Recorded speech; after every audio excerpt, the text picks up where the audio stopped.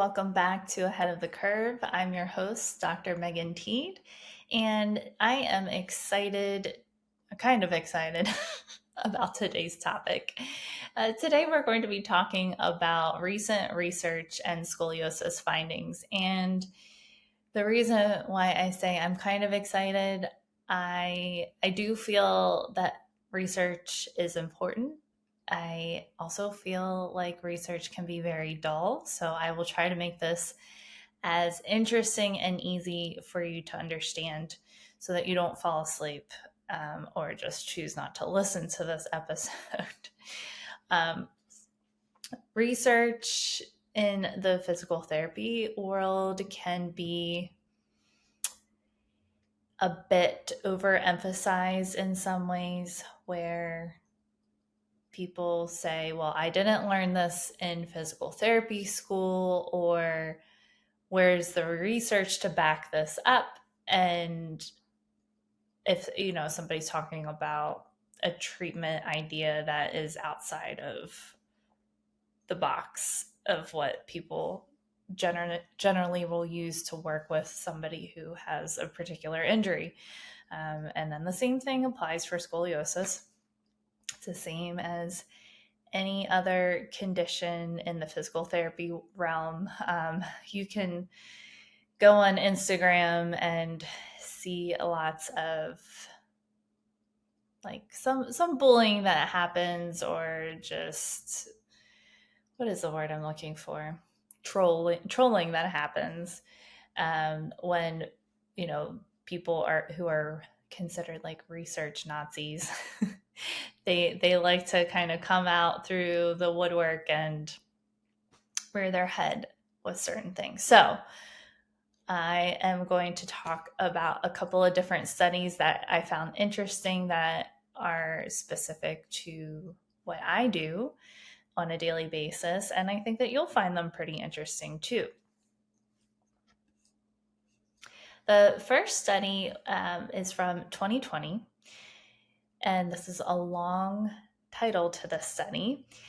It is outcome of 24 weeks of combined Schroth and Pilates exercises on Cobb angle, angle of trunk rotation, chest expansion, flexibility, and quality of life in adolescents with idiopathic scoliosis.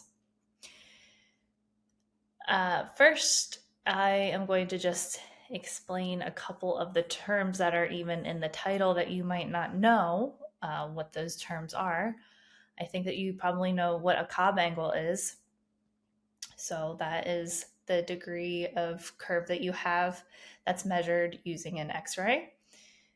Angle of trunk rotation, that is measured using a scoliometer. So that's the little device that maybe your school nurse used to screen you with. It has a small little arch for your spine to run down the center. It's rectangular shaped, and then there's a little marble in there that floats from side to side, and it's measuring just the angle of rotation that you have in through your spine. So they run it down the whole length of the spine, from the cervical spine the whole way down to the pelvis. And that's something that I use clinically on almost a daily basis with my clients that I work with in person. And that can change on a daily basis. And that's kind of a neat thing. There tends to be a correlation between a lower angle of trunk rotation and lower pain levels. So the more rotation that you have through the spine, generally the higher levels of pain you will experience. Chest expansion is exactly what it sounds like. That's measured using a cloth measuring tape. You wrap it around the trunk. Usually there's 3 different spots that you measure. Measure underneath of the armpit, across the nipple line, and then at the belly. And that is measuring a form of your lung capacity. And then quality of life is measured using an outcome measure. So I'll explain that in a little bit. So the goal of this study was to assess the effects of combining Schroth and Pilates exercises in adolescents with mild to moderate scoliosis. They used 69 adolescents aged 10 to 17 with scoliosis, and their Cobb angles ranged from 10 degrees to 45 degrees. So anybody that was outside those parameters, they were excluded from the study. The exercise protocol was conducted over 24 weeks, and it involved certain exercises from Schroth and Pilates. And it was about a 60-minute long protocol that they would follow on a daily basis. And they included in the study little diagrams of the exercises that they included in the treatment protocols. And I was kind of surprised about some of them. Some of them, on the Pilates end, they are considered contraindications to scoliosis, end range flexion exercises, some like looking like end range extension. So I found that interesting, that was included. They did assessments before treatment. They did reassessment at 12 weeks, and then again at 24 weeks. So it was 6-month long treatment or study. They saw significant improvements in the Cobb angle, significant improvements in angle of trunk rotation, chest expansion, trunk flexion, and quality of life. Trunk flexibility and quality of life. So the study concluded that the combination of the Schroth and the Pilates exercises were beneficial for adolescents with mild to moderate scoliosis, idiopathic scoliosis. So that's good news for what I do on a daily basis, because that's the combination of things that I use to work with my clients. Know that they're not all adolescents, but I think that there's probably a pretty good carryover from that study. The next study is from 2018, and this looked at the effectiveness of body basic awareness therapy in adolescents with idiopathic scoliosis. So, body basic awareness therapy is body awareness. So, understanding where you are in space. This was a randomized controlled study, and the study aimed to see how basic body awareness therapy, abbreviated as BBAT, affects various aspects of adolescent idiopathic scoliosis patients. There were only 20 female participants, and they were randomly divided into 2 groups. So they had the body awareness group, and then they had the traditional exercise group. The body awareness group, they received body awareness exercises and traditional exercises, and then the other group was only purely traditional exercises. The measurements that they looked at, or the assessments that they looked at, again, they were the Cobb angle of trunk rotation using the scoliometer. And then they had a couple of different assessments that weren't used in the first study. The next one was trunk asymmetry using the posterior trunk symmetry index. And then they also used the SRS 22 assessment. So that's the quality of life assessment that was used in the first study. And it asks you several questions about how you feel about your scoliosis, whether you look in the mirror a lot throughout the day, if you feel like you are trying to camouflage or hide your curve, and then some questions about pain levels and how that affects your interactions with your family members, with coworkers, with your job, all sorts of things like that. The measurements were taken at the beginning and after 10 weeks. The patients were wearing a brace and they were instructed to wear their brace for 23 hours daily.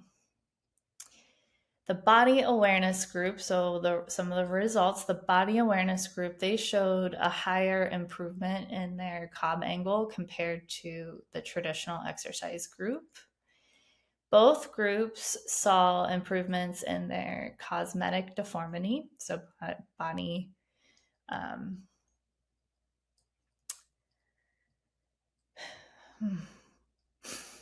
the way that they viewed their bodies. And then the body asymmetry improved only in the body awareness group. The SRS 22 scores, they were unchanged in both groups. So that's like their quality of life measurement didn't really change.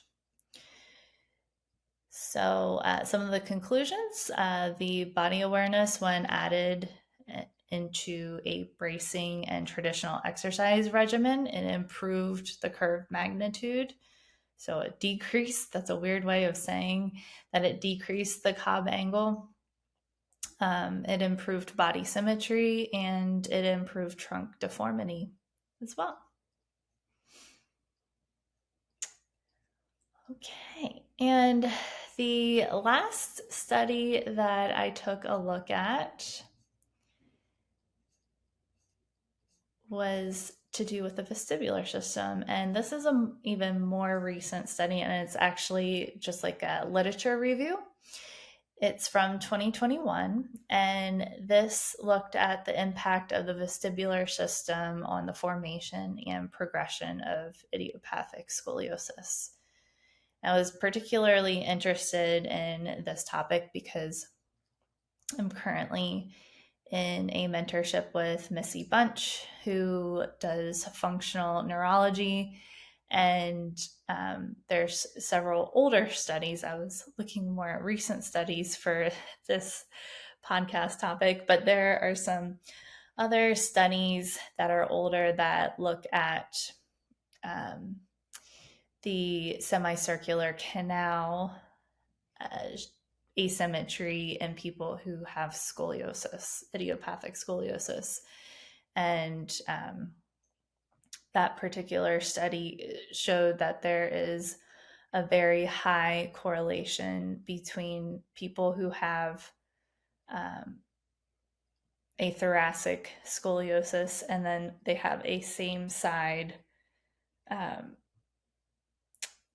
dysfunction of their inner ear, their semicircular canal. And then if somebody has more of like a balanced curve, there's not really much of a difference. So I thought that particular study was interesting. I will have to find that and link it in the show notes for you.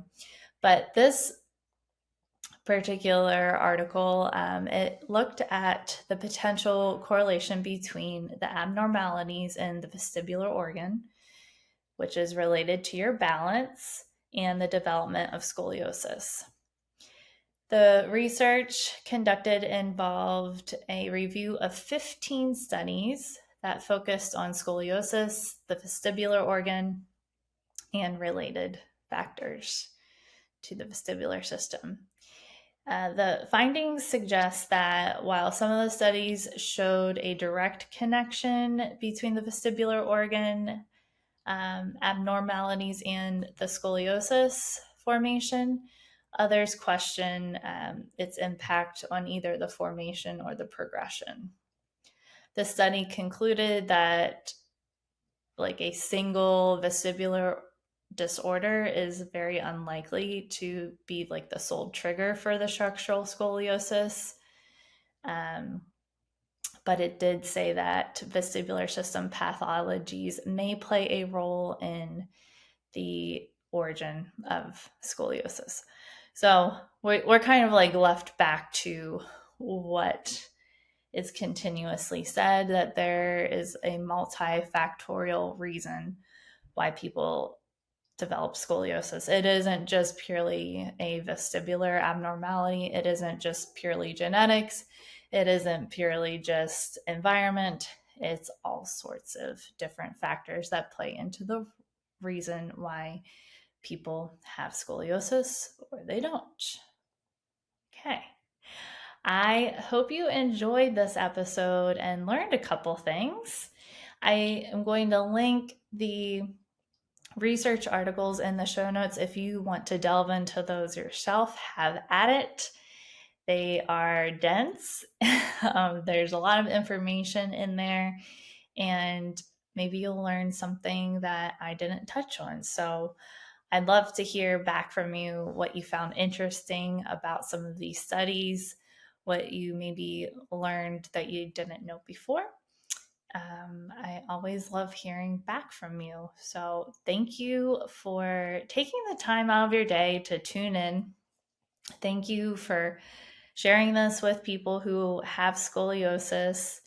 And I just appreciate you. I hope you have a great rest of your day. Until next time, stay well and stay ahead of the curve.